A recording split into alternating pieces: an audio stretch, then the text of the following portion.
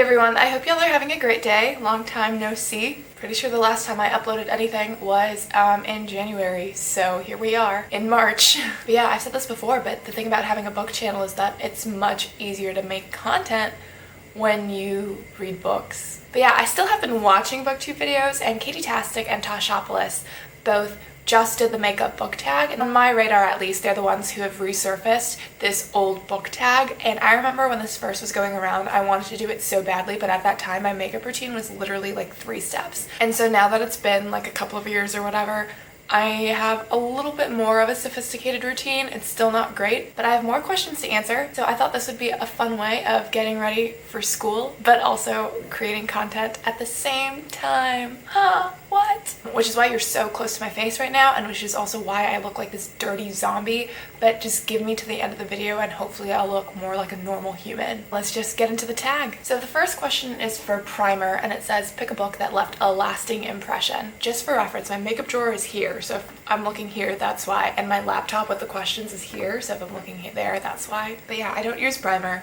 of any kind, unless it's like a special occasion. I'll use eyeshadow primer. I do own like an entire primer set that I was like gifted, but I've literally never even opened this. Like the packaging is still on. We're not using that. So my actual first step is moisturizer, and look, I use 3. This is the moisturizer set that I use in the morning, and then I have a different one that I use at night. And that's not because they have like different purposes. It's literally because I bought so much skincare that, oh wait, let me put on my headband. It's just that I bought so much skincare that I just need to use it all before it expires, and instead of waiting for like the completion of one, I'm gonna use both of them at the same time. But yeah, a book that left a lasting impression on me. I'm gonna be really real here and say that the single book that has left the biggest impression on me in my entire life is Twilight by Stephanie Meyer. I know how stupid that sounds, but I read it at such a formative period of my life. I read it as a 5th grader, and I still reread it. It's my most reread book.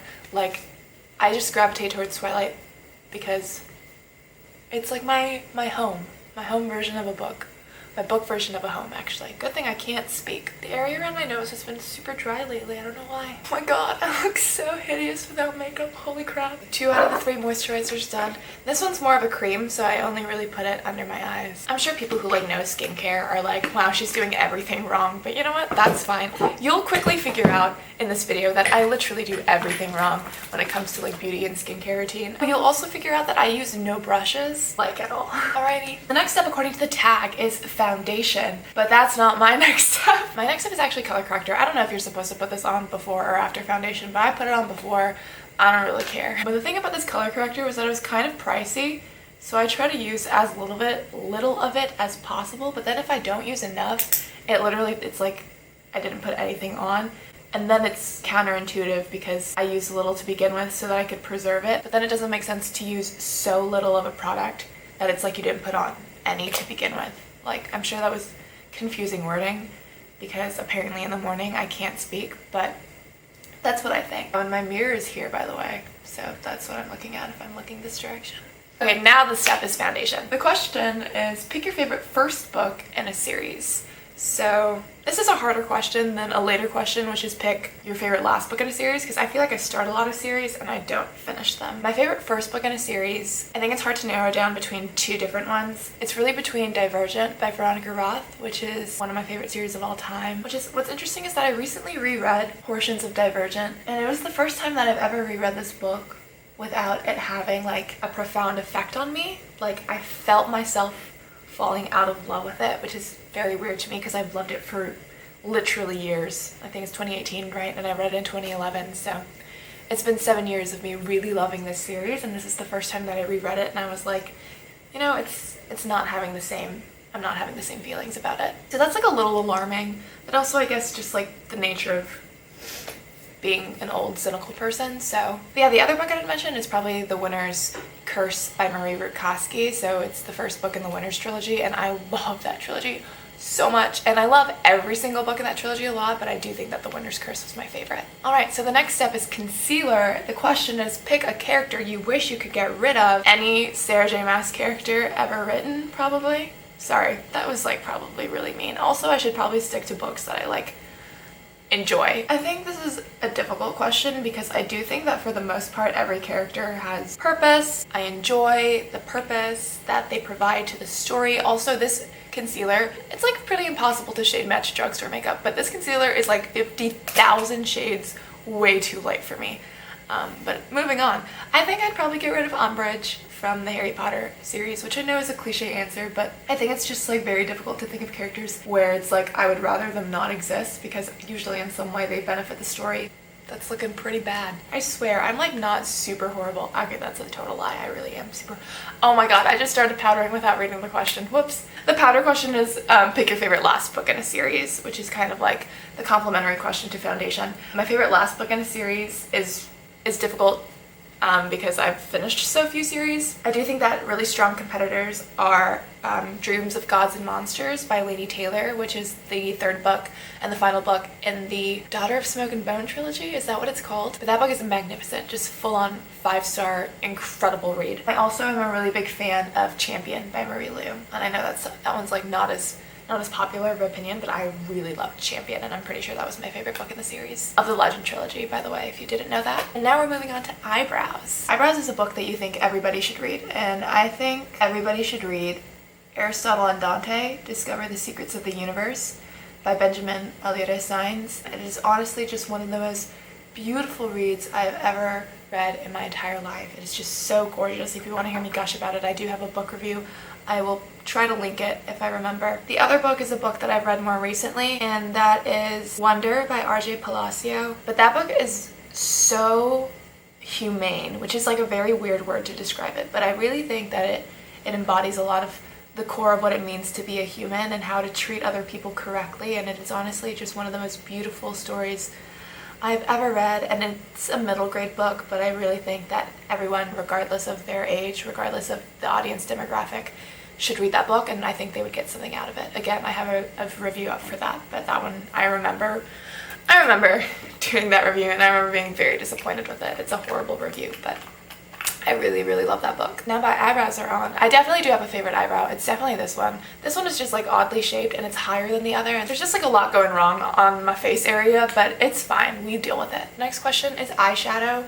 Pick a book that has your favorite colors on the cover. I'm sure people who are good at makeup are about to cringe hardcore, but I literally do all of my eyeshadow with my fingers. Pick a book that has my favorite colors on the cover. See, that's like a little difficult and also just like very boring because my favorite color, if you didn't know, is gray. A gray book cover would be pretty drab, and they probably don't make that many of them because, you know, we want something eye-catching on the shelf. My second favorite color is blue, and I think for this question I'm gonna say The Raven King by Maggie Stiefvater, which is the final book in the Raven Cycle Quartet series thing. That cover is literally so beautiful. It's like black and white, but has like this beautiful deep blue on it. You know, I feel like I could be better at eyeshadow if there were tutorials out there that were made for my eye shape, you know, but there are very few of those out there. Kind of just had to learn on my own to varying degrees of success.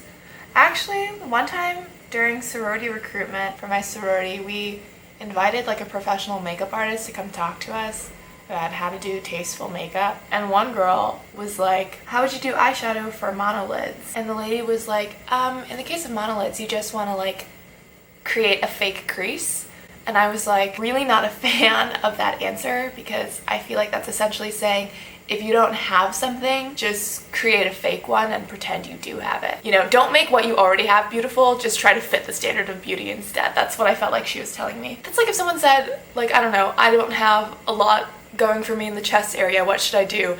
And someone says to you, oh, just like draw on fake cleavage. Like, why? I don't know, makeup is about enhancing your already beautiful features. You don't have to draw on new features.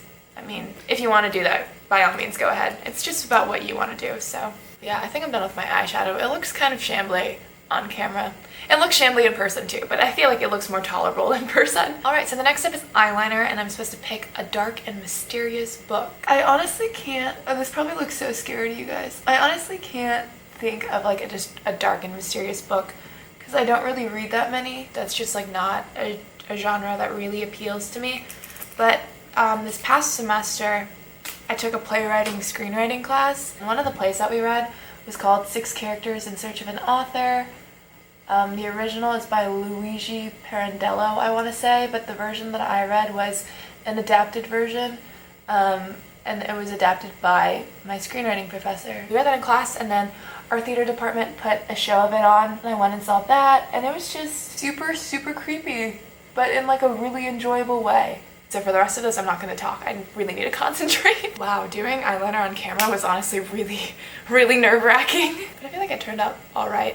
My wings are never the same, and they're never going to be the same, and that's fine. You know, I don't really care. Honestly, if you couldn't tell, that's kind of my mantra when it comes to makeup, is that like, I just do it and I'm like, yeah, whatever, good enough, I don't really care. The next makeup product is mascara, and the question prompt corresponding with it is pick a long book. I do kind of want to go with any of the Mistborn books by Brandon Sanderson. Those books were long, but they didn't feel long, and I feel like it's very different for a long book to be long and then for a long book to feel long. Asian lashes are a real big struggle, I will say. So yeah, so a long book, this book is actually not even that long when it comes to like page count, but I'm gonna choose The Hate You Give by Angie Thomas.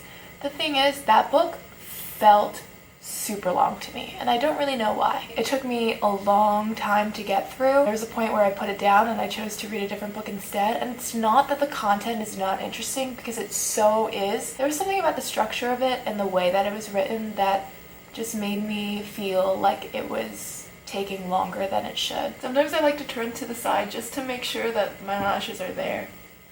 Alright, that's the best that my lashes are gonna get, so let's move on. The next makeup product is blush, and you're supposed to pick a book that had some cringe-worthy romance. So I don't use blush, so I'm just going to answer the question. A pretty cringe-worthy romance, it's not that this is a bad romance, but there were a lot of really, really cringy moments within their relationship, is Isla and Josh from Isla and the Happily Ever After by Stephanie Perkins. I really adore this book. I love everything Stephanie Perkins writes, basically.